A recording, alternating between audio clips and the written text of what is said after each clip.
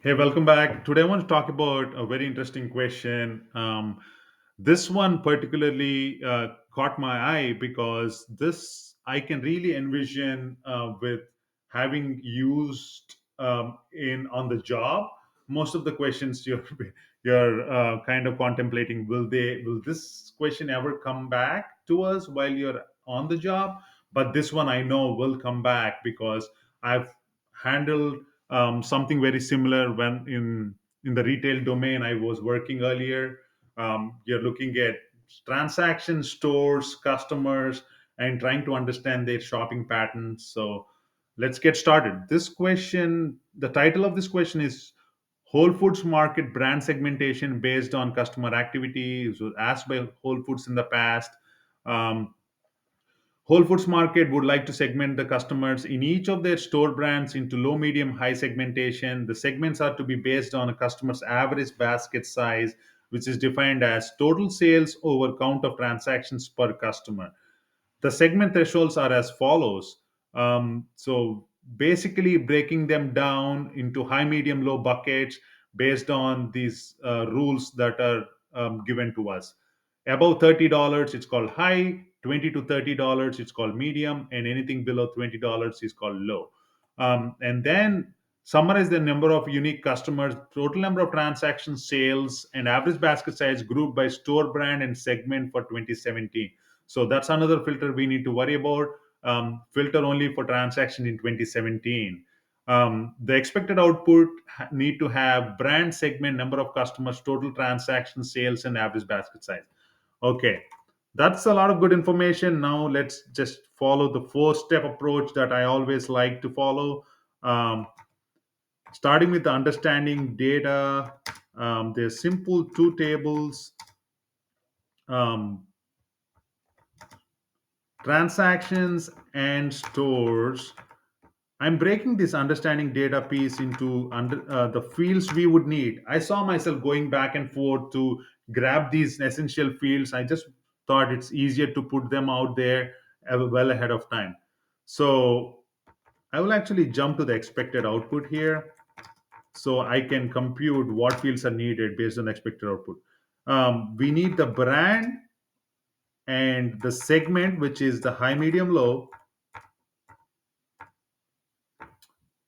Then we need the sales information, which is, I believe it's called sales out here. Just look at the tables real quick. It's called sales. And we need the transaction ID, which is going to give us the transactions. We have the customer ID, which is going to give us the number of customers. And we need the brand, which is basically called the store brand. It's not brand, but it's store brand. So we're going to replace that. This is pretty much all that we need. Yeah, I'm going to also get the store ID, which is the key on which we're going to join the tables. That's pretty much what we need from here. Okay.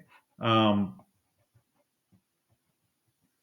that's all we need. So I think we can actually remove the fields that are needed because expected output, we captured it anyway. Okay. All right. Now jumping on to the assumptions, which is the fun part, and edge cases.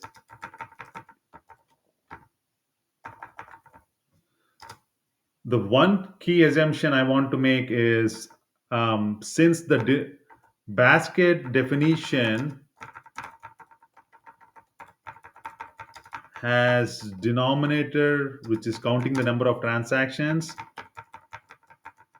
I'm going to ignore null values or null or missing values, as if there is zero in the denominator, it is going to throw an error. So that's my first assumption. Second, um, low, medium, high segmentation um, needs to be mutually exhaustive, mutually exclusive, and exhaustive. What I mean by that is I am gathering that all the customers in the table need to be part of low, medium, or high. There shouldn't be anything like other. That's what I think the interviewer wants you to do. It would be great to have that assumption in here. And one new thing I thought of is, think about the use case. It's always good to have the business intuition before you dive in and start solving the problem. I'm thinking that this is um, to understand the customer shopping pattern over the time, right? Um, that's probably what they want us to solve for. Okay, now let's dive into the logic. I skipped the logic part, writing in simple sentences, because this is going to save us more time. As we start writing down the logic, you can go back and put those thoughts, just to save time. So the first step, I'm using a CTE because I clearly see I'm going to use some of these computations in the subsequent steps. With CTE one, I'm going to call this aggregation at customer level, and then we're going to build the basket size low, medium, high segments. Um,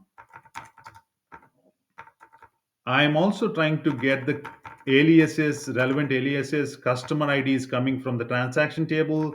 The store brand is coming from um, the stores table, and we need to compute the sales, which is an aggregate value as sales. Count of distinct. I'm going to, there's one more clarification.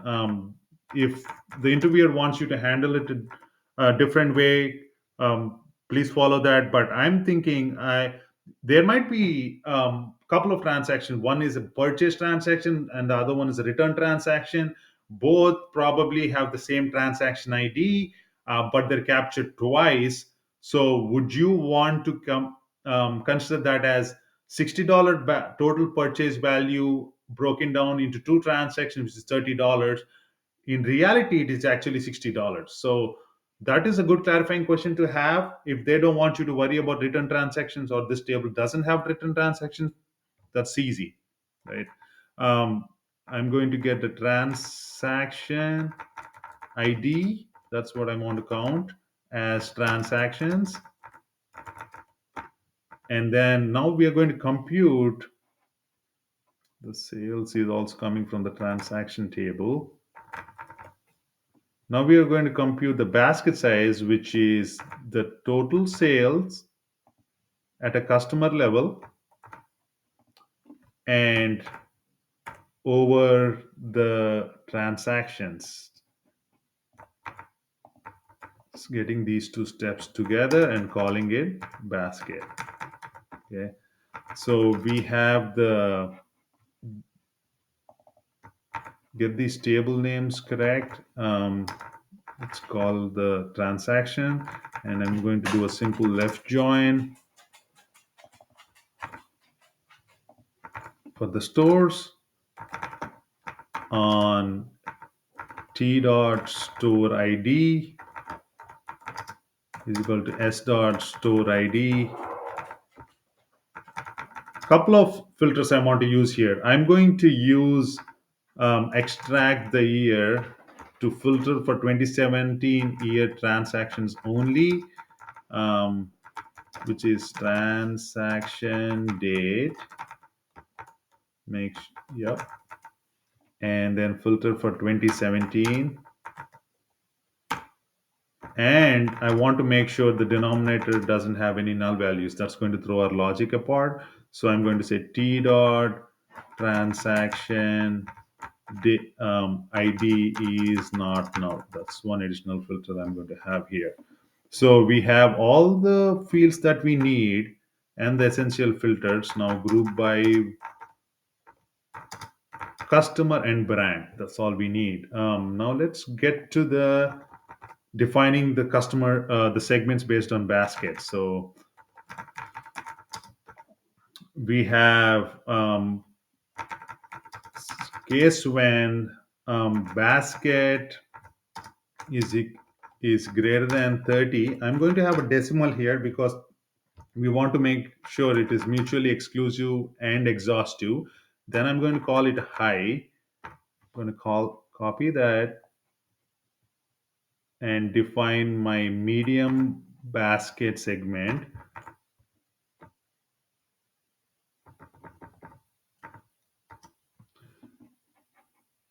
Here I want to use between keyword, which is very handy. If it is between 20 and 30, then I'm going to call it medium. Um, if the interviewer wants you to keep the basket size 30 in the high, just make this equal to 30. But it's good to clarify that I'm going to have that in the medium bucket, and if it is less than 30, it is going to be low. All right, so that's pretty much what we need for the basket segments. um, Finish the else. I'm also going to call it other. Ideally, I shouldn't be seeing any customers bucketed under other, and as segment.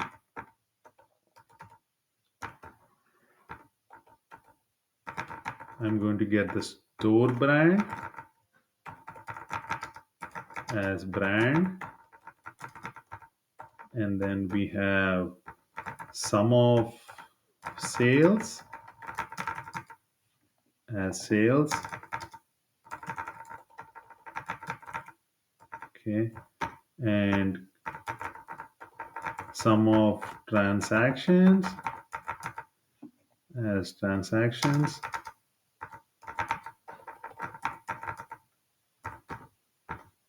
And we're going to use the same ratio as the basket size. If a simple average function is the way the interviewer wants you to tackle this, you go ahead and use that. But I'm going to keep it consistent. The same definition I've used above, I'm going to use it here as well. Sales over transactions as basket. Yeah, we can call it average basket size, however you want to call it. Okay.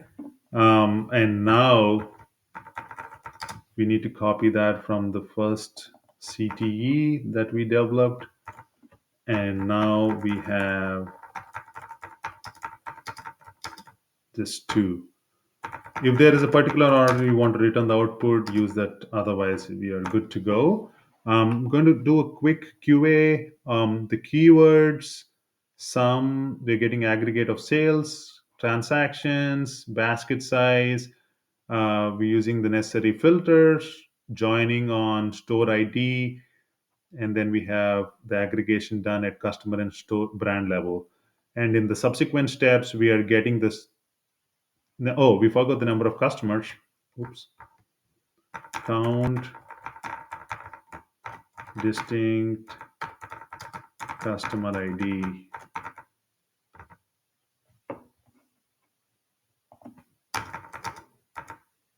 as customers.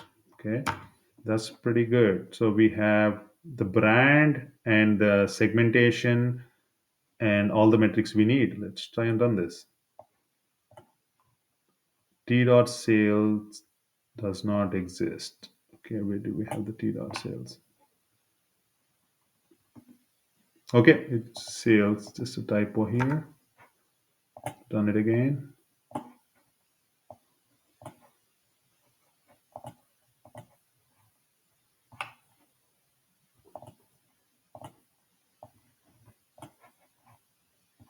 Yep, looks like we have a solution, and we'll see if that's coming. If that's the right solution. Yep, we solved for it. Awesome. I think this question is great because I can see myself look doing similar analysis in on the job versus just having to solve it on the interview.